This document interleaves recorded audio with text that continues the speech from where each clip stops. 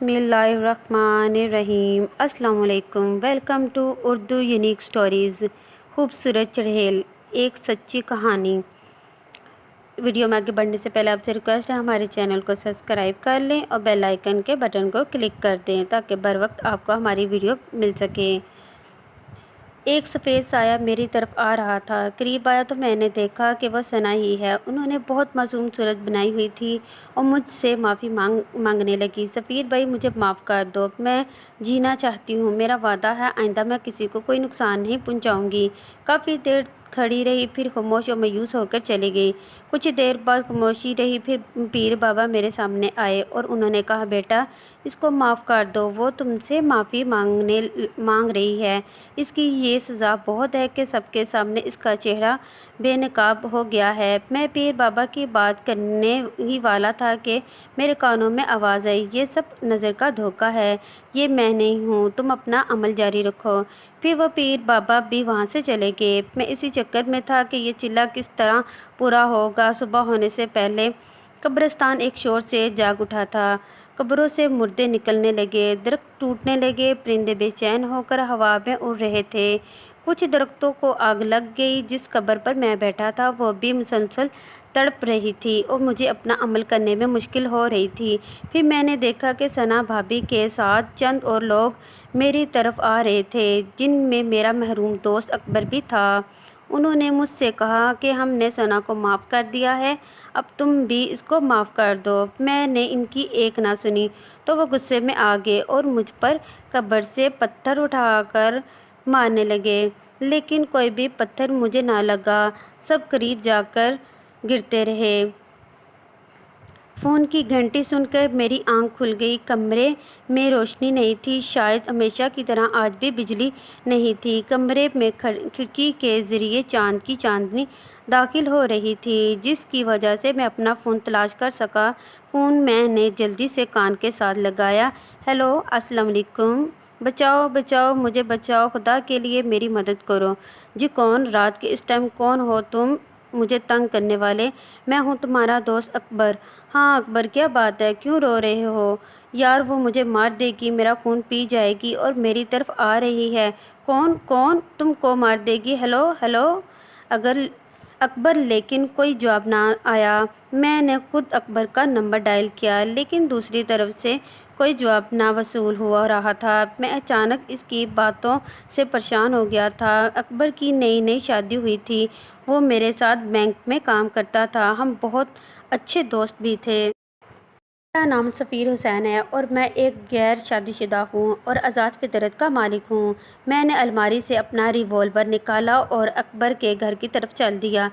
अकबर का घर कम आबादी वाले इलाके में था। घर के पास एक नहर गुजर रही थी और इसके पास एक कब्रिस्तान था। जल्द ही मैं अपने घर से उसके घर पहुंच गया। इसका घर 3 कमरे पर मुश्तमिल था। 2 कमरे, एक बावर्ची खाना और छोटा सा सहन था, जिसमें एक बहुत पुराना केकर का दरख्त था, जिसके ऊपर बहुत से परिंदों के घोंसले बने हुए थे। सहन से होते हुए मैंने केकर के दरख्त पर नज़र डाली।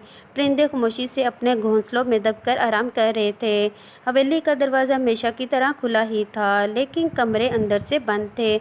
मैंने काफ़ी देर दस्तक दी, लेकिन कोई जवाब ना मिला। मुझे खिड़की का ख्याल आया तो नहर वाली साइड पर थी।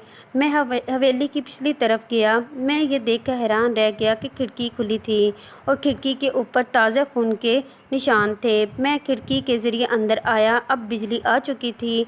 मैंने बल्ब जलाया तो मेरे रोंगटे खड़े हुए। अकबर बेड के नीचे खून में लिपटा हुआ पड़ा था और भाभी का कोई नाम निशान नहीं था। मैंने अकबर को चेक किया तो वो इस दुनिया को छोड़ चुका था कि अचानक मेरी नज़र खून के धब्बों पर पड़ी, जो किसी के नंगे पाँव के थे। यानी कोई कमरे से खिड़की की तरफ से बाहर गया था और खून के निशान इसके पाँव के ज़रिए फर्श पर बने हुए थे। मैंने पहले घर की तलाशी ली, लेकिन भाभी का कोई पता ना चला। लेकिन वो कातिल हो सकता है, भाभी को साथ ले गया होगा। मैंने पाँव के निशानों का पीछा करने का फ़ैसला किया और खिड़की के ज़रिए बाहर आ गया, लेकिन मैंने थाने कॉल कर दी थी और सब हकीकत बता दी थी। पाँवों के निशान टार्च की रोशनी में बहुत वाज़िया नज़र आ रहे थे, लेकिन ये क्या, ये निशान तो नहर में जा रहे थे। यानी कातिल ने नहर पार की थी। मैं नहर पार नहीं कर सकता था, इसलिए मैंने 1 किलोमीटर लंबा चक्कर नहर से होकर लगाया और फिर नहर की दूसरी जानिब इन पाँव के निशानात तलाश करने लगा। जल्द ही ताज़े पाँव के निशान मिल गए। ये निशान कब्रिस्तान की तरफ जा रहे थे।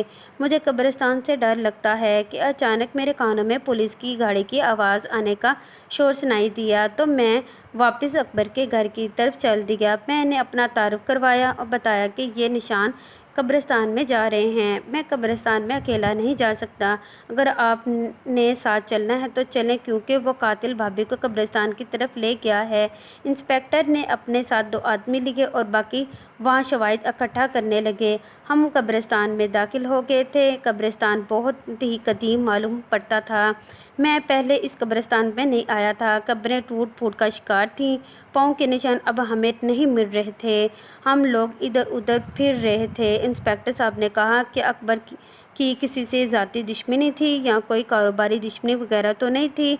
इंस्पेक्टर साहब, अकबर बहुत ही शरीफ और ख़ानदानी इंसान था। इसकी किसी से क्या दुश्मनी हो सकती है? अच्छा, तो इसकी शादी कब और कहाँ हुई थी? इसने बैंक से छुट्टी ली थी सर। सुबह इसकी हाज़िरी थी सना। इससे इसकी मुलाकात एक पार्टी में हुई थी। इस बात को 2 हफ्ते हो गए थे। गोया इन दोनों ने 2 हफ्तों के अंदर अंदर शादी भी कर ली। जी इंस्पेक्टर साहब, सना इस दुनिया में अकेली थी। माँ बाप एक हादसे में फौत हो चुके थे, इसलिए चचा ने उसको पाला था। इसलिए उन्होंने भी शादी में देर नहीं की थी। वो कहाँ रहते हैं? वो भी इसी शहर में रहते हैं। वो भी शरीफ लोग हैं। शादी के दिन भी इनके घर गया था। बहुत नेक दिल और अच्छी फैमिली है। अचानक सिपाही ने आवाज़ दी, इंस्पेक्टर साहब, यहाँ पर एक लड़की पड़ी है। हम एक तरफ दरख्त में चले गए। वहाँ काफ़ी दरख्त थे और एक दरख्त के नीचे भाभी सना पड़ी हुई थी और मैं ये देखकर हैरान हो गया कि वो निशान भाभी के पाँव के थे, क्योंकि अब इनके पाँव पर खून जम गया था और वो बेहोश थीं। इंस्पेक्टर साहब ने गाड़ी वाले को कॉल की। वो कब्रिस्तान के पास गाड़ी ले आया और हम भाभी को उठाकर कब्रिस्तान से बाहर आ गए। गाड़ी वहाँ पहले से ही मौजूद थी और हस्पताल ले गए। भाभी काफ़ी देर से बेहोश थी और वो बता सकती थी कि अकबर का कातिल कौन है और वो कब्रिस्तान में कैसे आई है। मैं अकबर के कफन दफन में मसरूफ़ था। अकबर का भाई और वालिद भी गांव से आए थे। अकबर का बड़ा भाई अकरम बहुत परेशान था, क्योंकि वो अपने भाई से बहुत प्यार करता था। वालिद का भी बहुत बुरा हाल था। वो तो अकबर की ज़िद के पीछे खामोश थे।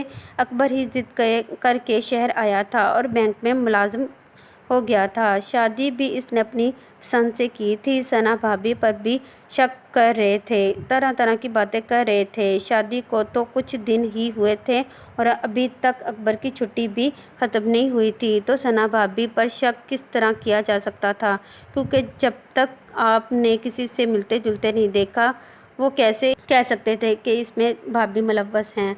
आपको कैसे मालूम होगा कि वो कौन है और इसकी तबीयत कैसी है? आज इस वाक़ये को 3 दिन हो गए हैं। भाभी अभी तक बेहोश थी और कातिल का कोई सुराग नहीं मिल रहा था। मैं बैंक से वापसी पर अस्पताल का चक्कर लगाता था। अकरम भाई और अकबर की वालदा साहिबा अस्पताल में ही थी। इनको पता था कि भाभी वो ज़रिया हैं जिसके ज़रिए हम कातिल तक पहुंच सकते हैं। पुलिस के वो 2 आदमी हर वक्त ड्यूटी पर रहते थे। की तरह मैं फारिग होकर थाने गया तो मेरी मुलाकात इंस्पेक्टर खान से हो गई। मेरा क्लास फेलो था और हमारी बहुत अच्छी दोस्ती थी।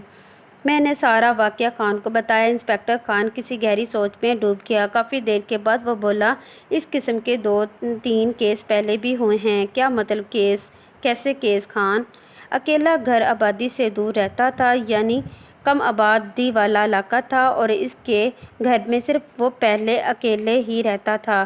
फिर शादी भी अचानक और एक अनजान लड़की से की। ये बात तो ठीक है, लेकिन सना भाभी तो बहुत अच्छी हैं, काफ़ी खिदमत करती थी अकबर की। अच्छा, तो वो कहाँ हैं और क्या ज़िंदा हैं?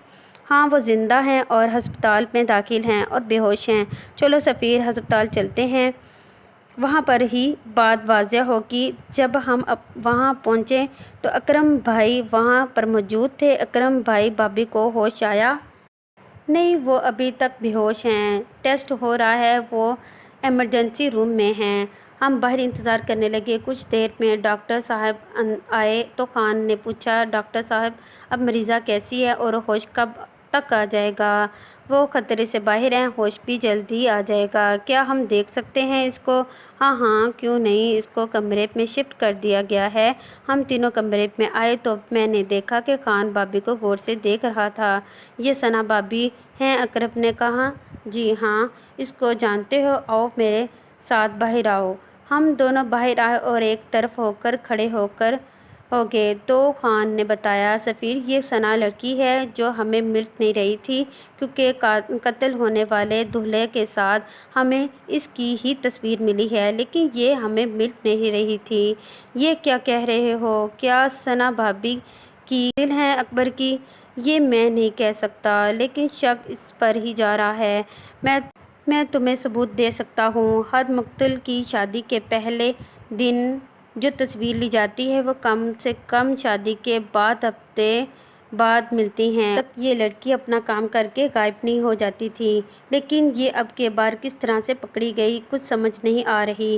وہ اصل میں اکبر نے قتل ہونے سے کچھ دیر پہلے مجھ سے بات کی تھی تو میں فوراً نکل پڑا تھا۔ 5-10 منٹ میں اس کے گھر پہنچ گیا تھا تو شاید یہ اس وقت اپنا کام کر کے نکلی ہی ہوگی۔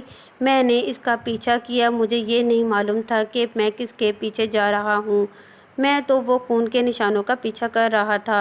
انسپکٹر خان نے پولیس اسٹیشن فون کیا کہ 2 لیڈیز آئیں۔ میں نے خان سے کہا، اگر یہ چکر ہے تو ہمیں کسی دم درود والے کے پاس جانا چاہیے۔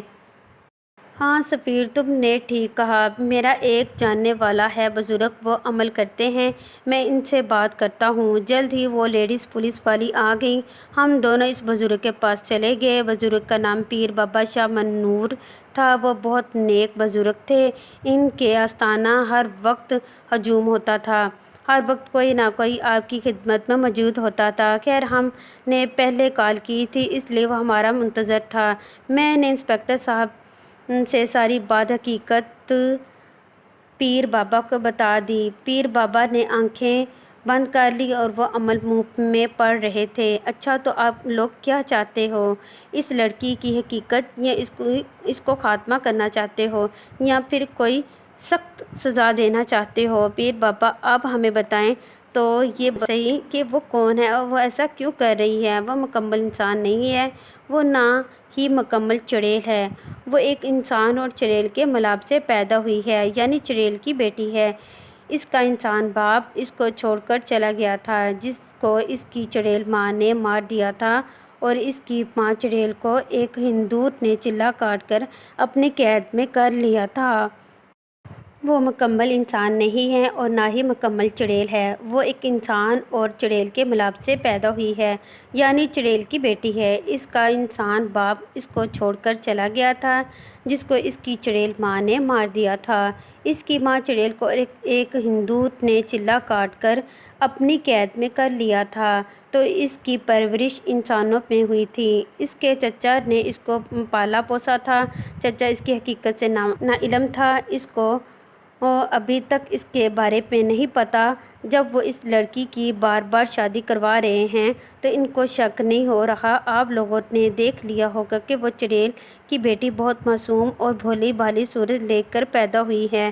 ہر کوئی اس پر اعتبار کر لیتا ہے اور وہ اپنا شکار خود ہی تلاش کرتی ہے۔ 3-4 دن خوراک کو پوجتی ہے، پھر اس کی چڑیل والی آتما جاگ جاتی ہے تو وہ اپنے شوہر کا خون پی جاتی ہے اور ہفتوں کے لیے غائب ہو جاتی ہے۔ جب اس کے چچا کو اس حادثے کا پتہ چلا تو وہ بیچارہ اس کی تلاش میں تھانے، ہسپتالوں میں، ریلوے اسٹیشن اور نہ جانے کہاں کہاں تلاش کرتا رہا۔ جب وہ ملتی ہے تو ایک کہانی سناتی ہے اور اپنے معصوم چہرے کا فائدہ اٹھا کر کچھ ہفتے گھر میں آرام کرتی ہے اور پھر تازہ دم ہو کر شکار کی تلاش شروع کر دیتی ہے۔